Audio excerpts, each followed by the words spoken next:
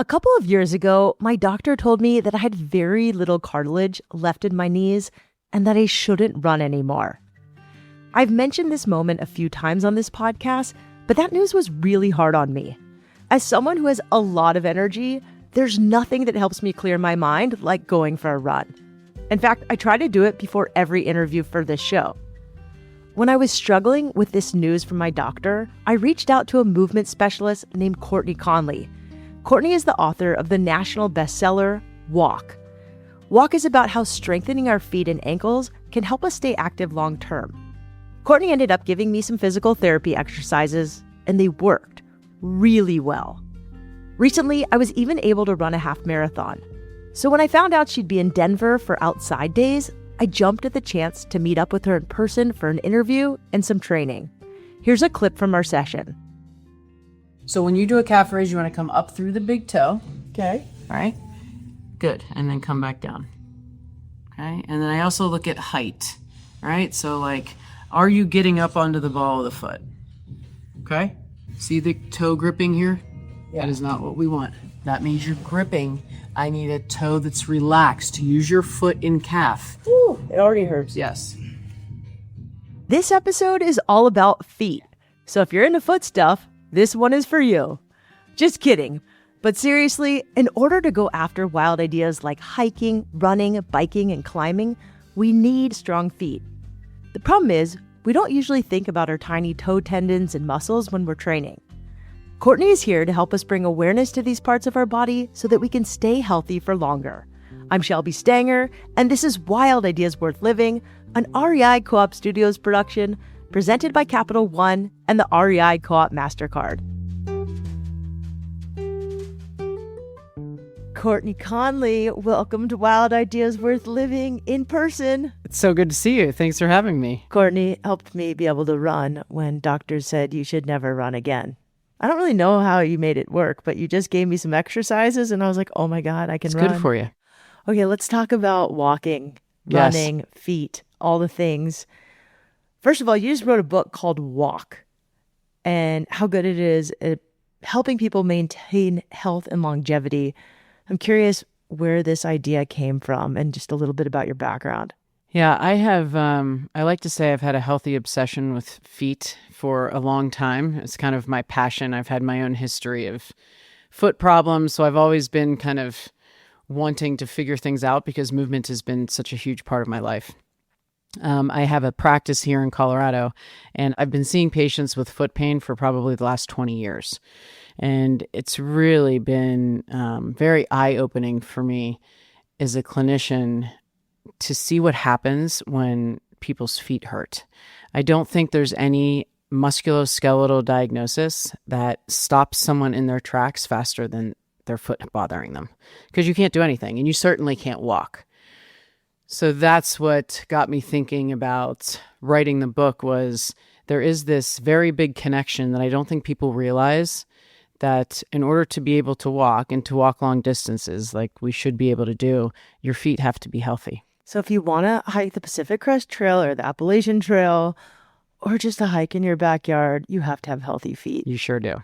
It's like so wild to me, like, you know, it's the first interface we have with the ground. It literally is what keeps us upright and balanced as a human being. And we hear of people like strength training their bodies and doing all of these things for their bodies, and we don't really ever hear about that from below the knee. All right, this is going to be a fun interview. Let's talk about your background really quickly. Like, were you outdoorsy as a kid? Did you play sports? Were you a dancer? Yeah, I was a dancer, ballet, modern, the whole bit. I was in point shoes. My feet started bothering me then. And then I switched gears to triathlons. So then I did some 70.3s. That was kind of my distance. And a very small distance. So you went straight to Ironman, basically distance. It was, it calmed my brain. I have realized that movement is a necessity for me to keep sane. So you went to PT school? Chiro school. Yeah. Okay. So I started looking at what I wanted to do, and I really wanted to learn about the foot and ankle. So I was like, okay, like I think I can go to chiropractic school and we'll learn about all this stuff. And we did learn a lot, but unfortunately, what I was hoping for at the foot and ankle just wasn't quite there. The education was really, if the foot hurts, get them in some type of foot orthotic, and if it hurts more, refer them to surgery. There was very little conversation about how to strengthen the foot, how to mobilize the foot. So when I got out of school, I worked in a couple orthotic labs, and that's what we did. And, you know, I realized that we needed to switch it up. Instead of giving people equipment that created more structure and support for their feet, Courtney wanted to learn how to actually solve the problems her patients were having. It was clear that orthotics weren't really helping people prevent further issues. In fact, people's feet would often become worse over time. There's extensive literature that explores how the more support we give our feet with shoes, the less strength our foot is gaining on its own. Newer research has developed certain tools that actually can help improve painful foot issues like bunions, neuromas, and more. Courtney personally wears toe spacers, which are small pieces of silicone that go between her toes and help them spread out.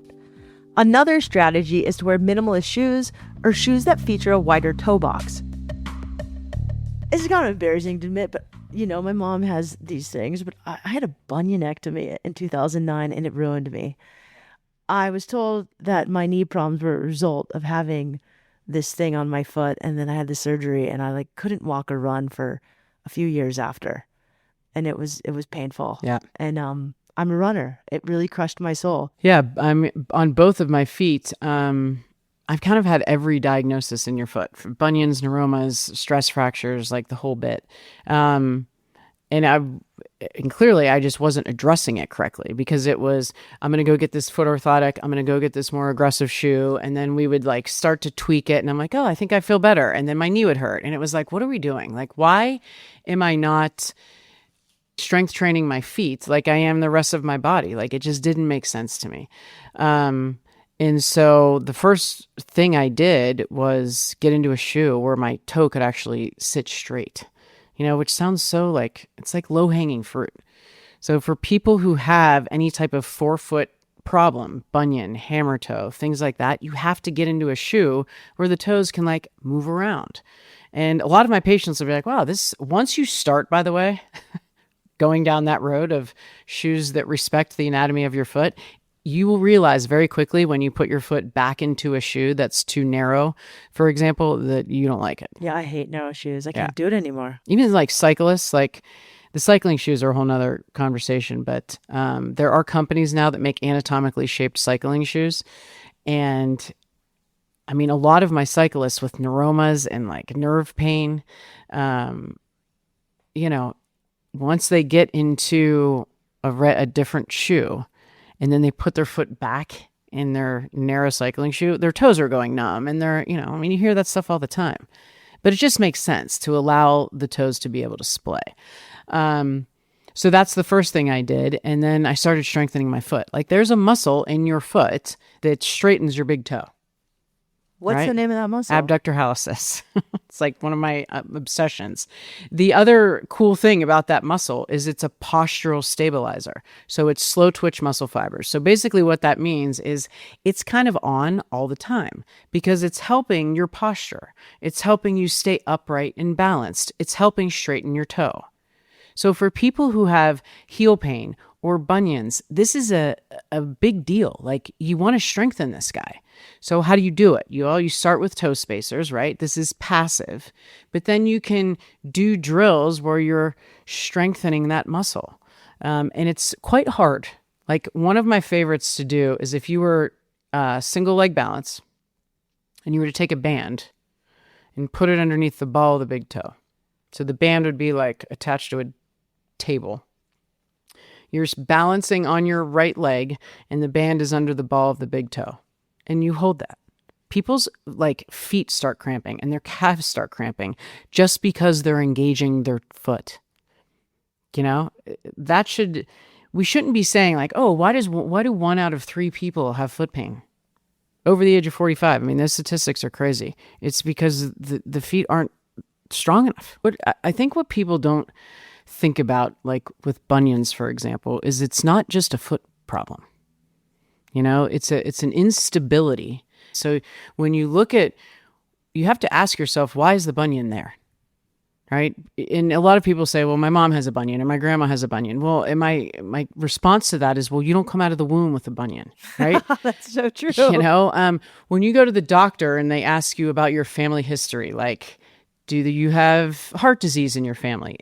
They want to know that so that you can be proactive, right? So you can like change your diet, exercise more. So if you know your mom has a bunion, do the same thing.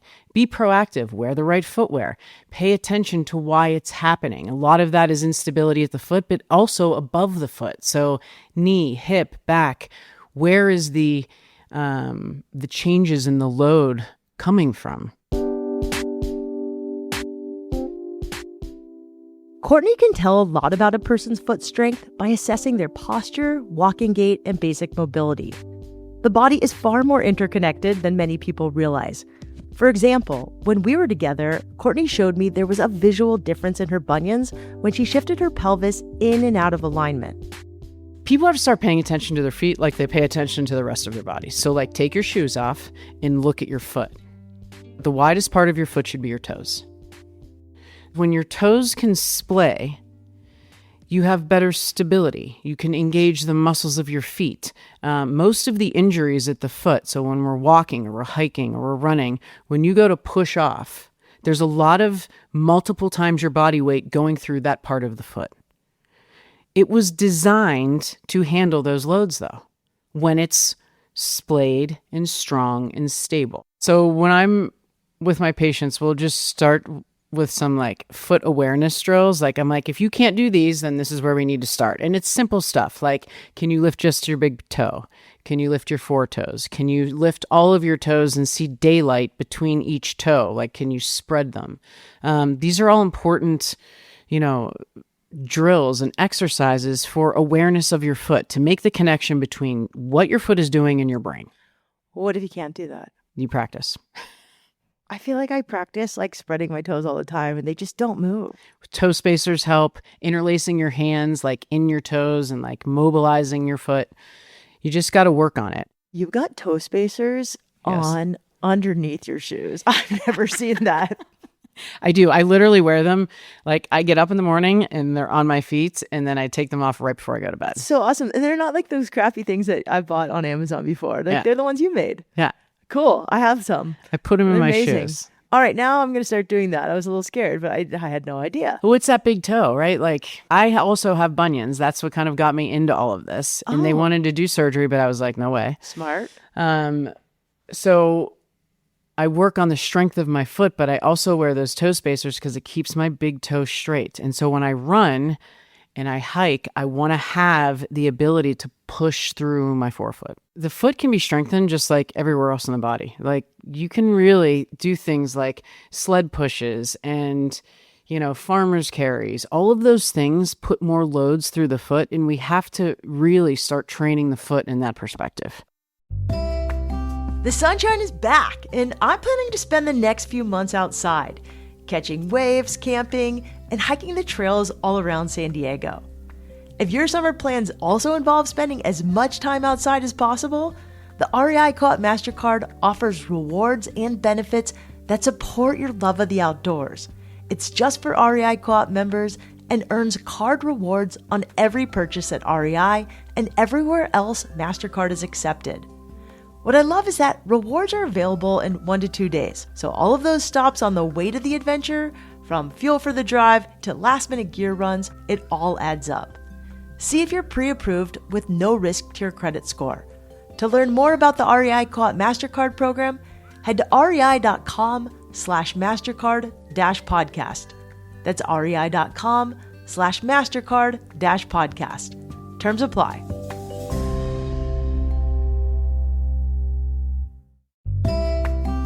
As someone who loves to spend her days running, catching waves, and adventuring in the mountains outside of my home in San Diego, I'm always on the hunt for the best gear to keep me going. That's why REI's Editor's Choice Awards are such a game changer. Their roundup of best-in-class gear is rigorously tested by members and staff for months even up to a year. They consider everything from product performance to environmental impact, so we end up with gear that truly lasts. REI just announced the latest Editor's Choice winners. So if you're in the market for some new outdoor goodness, head to rei.com/editors-choice to check out the award-winning gear. That's rei.com/editors-choice.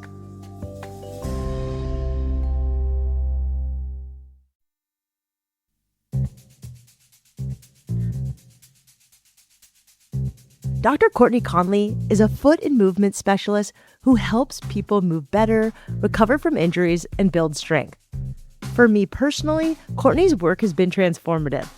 She's taught me about the small muscles in the postural chain and what I can do to develop them. It turns out those muscles make a big difference in our overall strength and balance, whether we're training for a thru hike or just want to stay mobile as we get older. So for someone who might be preparing for a race, a marathon, a half marathon, an ultra, maybe even a backpacking trip, a thru hike, what can they start doing to prepare their feet to lead up to this big adventure? I think from a range of motion perspective, like there's two joints there's a lot of joints, but the ones that I really look at are the mobility of your big toe and your ankle mobility. Oh, those are the ones that I struggle with the most. So people don't realize when their big toe hurts or they start to get arthritis in that joint, it's a showstopper. It really is. I mean, all the professional athletes that I've worked with, they say to me all the time, I didn't realize how this could affect my performance by simply my big toe hurting. Because you literally can't push off. You can't cut. You can't accelerate. So maintaining the range of motion at that big toe is crucial. In a walking gait, we need about 40 to 45 degrees out of that guy. So it's like if you had your foot on the floor and you could take your finger, lift your big toe up, you want a minimum, I would say about 40, 45 degrees. Okay, I failed that test, I can tell, but I'm excited to work on this. Ankle mobility is a big one too. In ankle mobility, what can you do besides sit on a slant board and lots of ankle drills and rolling your ankle? Make it active. Things like squats, walking on your heels, like heel to toe walks. You have to look at how the foot and ankle work together. And ankle mobility, it's one of those things that is very high on the list for fall risk. Because think about walking downstairs, sitting in a chair, walking up a hill. That's all ankle mobility. Yeah. It just takes a long time, it feels like. I think when I have patients that come in and they're like, I've been stretching my calves for 10 years, right? And everything still feels tight. You have to listen to them because I always say, if you listen to the patient, they'll tell you what's wrong. And if you listen to them long enough, they'll tell you how to fix them. And I use the word fix loosely because I don't think anybody needs fixed. But if I'm stretching tissue and nothing is happening, right? I might get a little window where it's like, oh, this feels better. But then it goes right back. Maybe you're barking up the wrong tree. If a joint is unstable or something isn't stable, your brain's going to win and it's going to protect you. So it's going to tighten up the tissues around the joint. It's neuroprotective tightness. So we have to treat that a little differently. It maybe doesn't mean stretch. It might mean strengthen. Give the system stability.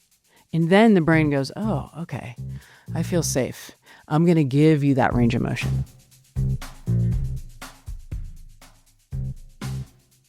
One of the simplest, most restorative exercises for improving our foot and ankle mobility is to just take a walk. The human body is practically designed to put one foot in front of the other. We tend to take it for granted, though. Think about when you walk across a parking lot to the grocery store or down the hall to the bathroom. It's automatic. We don't tend to feel our feet connecting with the ground. When something is second nature, it's easy for us to forget how powerful it can be for our bodies. Your book is about feet, but it's really about walking. So tell me about the benefits of walking regularly that we might not already think of. We all know it's good to walk. Yeah. It's this easily accessible, underutilized activity that we all have access to that I think a lot of people don't take advantage of. I really want to reframe the concept of walking as a physiological necessity, similar to breathing and sleeping. If I said to you, you can't sleep tonight, it'd be like, well, that's going to really affect my function as a human being. That's how we need to really view walking, is this core biological input that has to happen every single day in order for every single system in our body to function well. I mean, it is this, low to moderate intensity activity that stimulates the musculoskeletal system, our brain, our nervous system. So it has to be viewed as not optional. I think when we say walking is exercise, yes, on paper, but some people would view exercise as, well, I'm not going to do that today. I don't want people to look at walking like that.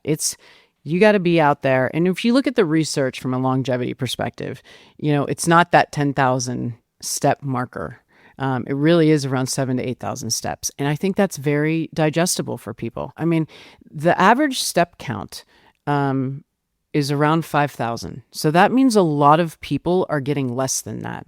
And that's not where we want to be. Well, if you're already a runner, a hiker, or I don't know, maybe you're someone who does CrossFit, whatever, why do you need to also incorporate walking into your day?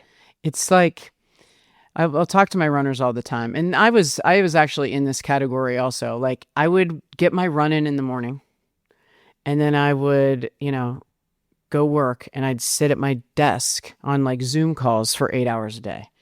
That 1 hour of running doesn't excuse you from moving your body for the rest of the day. So that's where that walking conversation of this biological input has to happen throughout the day. I mean, if you think about it if we were to talk about your digestive system, for example, when you eat, your blood glucose goes up. And one of the best times to go for a walk is after you eat, because the muscle contraction helps grab the glucose and gets it into your cells. It takes some load off the pancreas from doing all the work, right? So that's what I always say to my runners, you still have to have this input happening to your body for the rest of the systems of your body. You don't get a pass if you just run in the morning. Oh, that's what I do every day. So what else do I take little do? Micro breaks. In the book, we talk about a micro walk. A micro walk is 5 minutes, 500 steps. Easy. 10 minutes is about 1,000 steps. Find little places in your day. And just like you said, I mean, you want to talk about productivity and creativity and what it does for your brain. There was this really cool study I just read on dementias, and how walking and at different paces actually increases the volume of your hippocampus, which is the part of the brain that is affected or shrinks with dementias. So it was really fascinating to me that we have this, this activity that can grow parts of our brain. I mean, come on, everybody needs to be doing this and doing it consistently every day.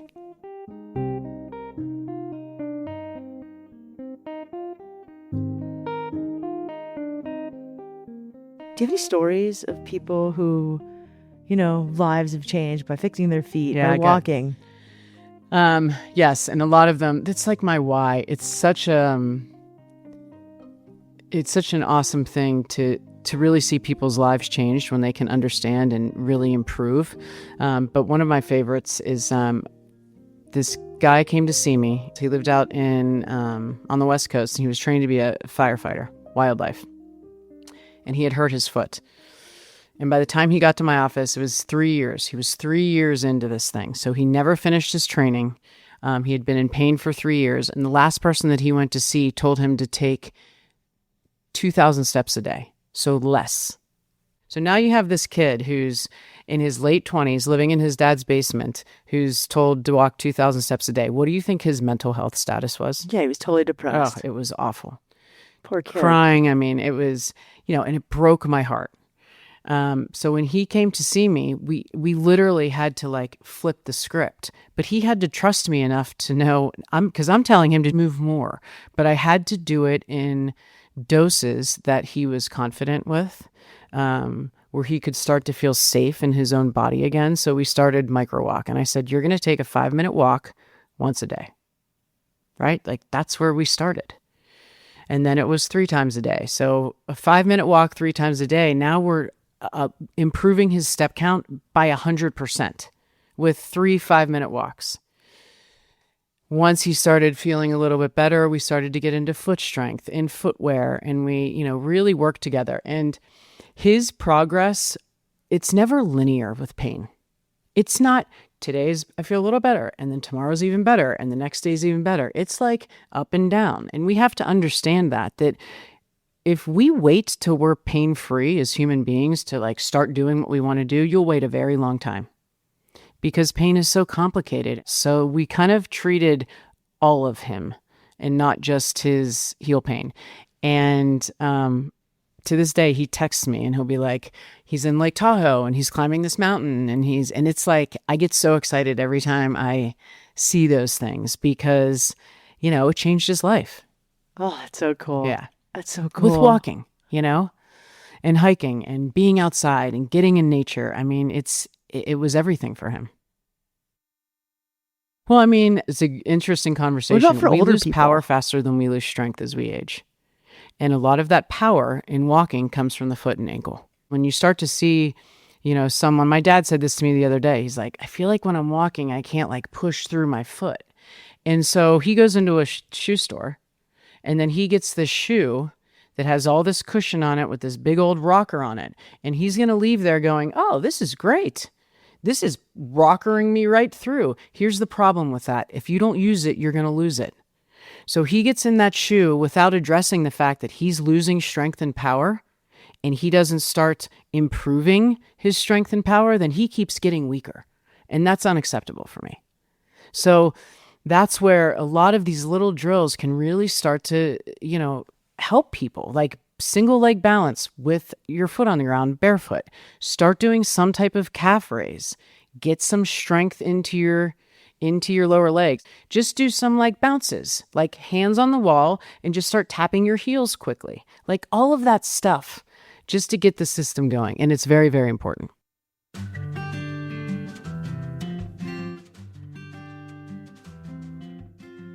Just like any other part of the body, strengthening these small muscles and tendons takes practice and requires consistency. In addition to exercise, reassessing your footwear is a big part of improving your foot health. But a quick search online can be overwhelming. There are a lot of options out there, and it can be hard to know exactly what you're looking for. In this industry, there's this big conversation about shoes, thick shoes, minimalist shoes, wide toe box shoes. Now there's carbon plated shoes. But I'm like, I don't want a carbon plate in my foot. I don't know. It's just confusing. It is. It's very confusing. And I think the right answer for that, there really isn't one because everybody is going to respond to something different. But I think having the conversation of a shoe spectrum, like there is no always or never. So if you think of a spectrum, on one end of the spectrum is your minimal footwear. And this is the footwear that is really respects the anatomy of the foot. A wide toe box, a zero drop, the heel and toe sit on the same plane, and the sole is very thin and flexible. In that environment, we know with research that the foot gets stronger. There's more loads going through the foot. That's a healthy environment. The problem is that there has to be a transition. You have to earn your right to get there. The foot and ankle have to get strong to handle that environment. So the answer to the barefoot minimalist shoe movement is it just depends. It just depends. You really need to assess your strength and power at your ankle. What does your calf strength look like? What does your plyometrics look like? Can you single leg hop? Can you do X amount of calf raises? Can you produce power at your foot and ankle? Well, for the average person listening, when they go to buy a shoe, what should we do? My kind of non-negotiable is a wide toe box. Me too. I love a wide toe box. So if the shoe isn't, if it's just a normal shoe, do you get it in a size wide? Like that's what I'm always confused about. Yeah, wide is different than wide toe box. All right, so like the toe box, the width of the shoe in a wide shoe is at like the metatarsal head, so at the ball of the foot.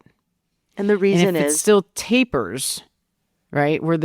If you were to take out the factory insert of the shoe and put your foot on it, right? If your toes extend beyond the factory insert, you probably know that when you put your foot in there, it's going to be squeezing your toes together. Like, I just don't know why companies, I really wish they would just understand this concept that the big toe needs to be straight. Like, just make a shoe where the big toe can be straight so that you can actually use the power that you're supposed to out of the big toe. So interesting. You've worked with lots of shoe companies. Yeah. Ultra, Vivo. Talk to me about brands that you like. There are now hundreds of minimal footwear companies out there. We have a list of them on the website. A lot of them are European based. There's several in the US. So like Lems, Zero, those are all minimal shoe companies.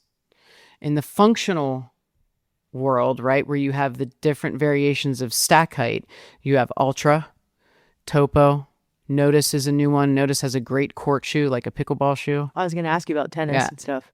But the people are catching on and they're realizing this. It's called Notice. Notice. Notace. But there's a difference between a functional shoe and a minimal shoe.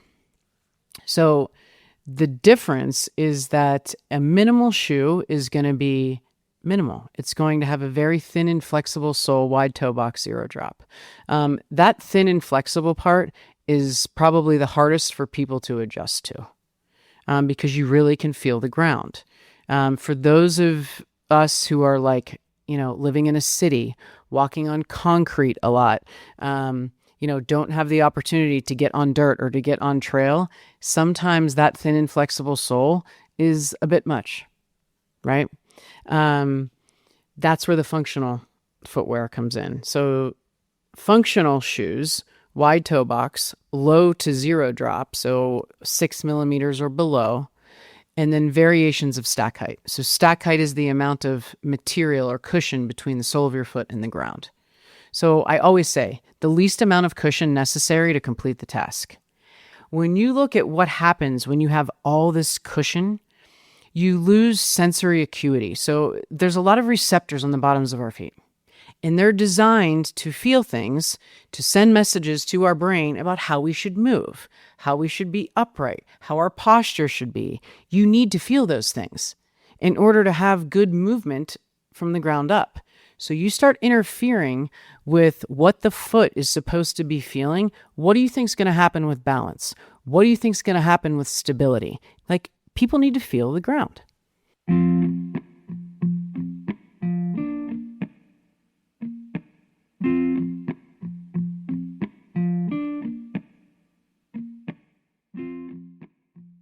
If you're interested in learning more about foot and ankle strength, check out Courtney's online platform, Gait Happens. You can take scans of your feet, do a personalized program, learn more about live events, and start your injury prevention journey. That's www.gaithappens.com. You can also find them on Instagram at Gait Happens. You can also buy Courtney's book, Walk, wherever you buy books. If you liked this episode with Courtney, check out our interview with Katie Bowman about small movement practices you can do right now to increase your mobility. We'll link to that in the show notes. Wild Ideas Worth Living is part of the REI Podcast Network. It's hosted by me, Shelby Stanger, produced by Annie Fassler, Sylvia Thomas, and Sam Piers-Nitzberg of Puddle Creative. Our senior producer is Jenny Barber. Our executive producers are Paolo Motola and Joe Crosby. Thanks again to our partner, Capital One and the REI Co-op MasterCard. As always, we love it when you follow the show, take time to rate it, and write a review wherever you listen. And remember, some of the best adventures happen when you follow your wildest ideas.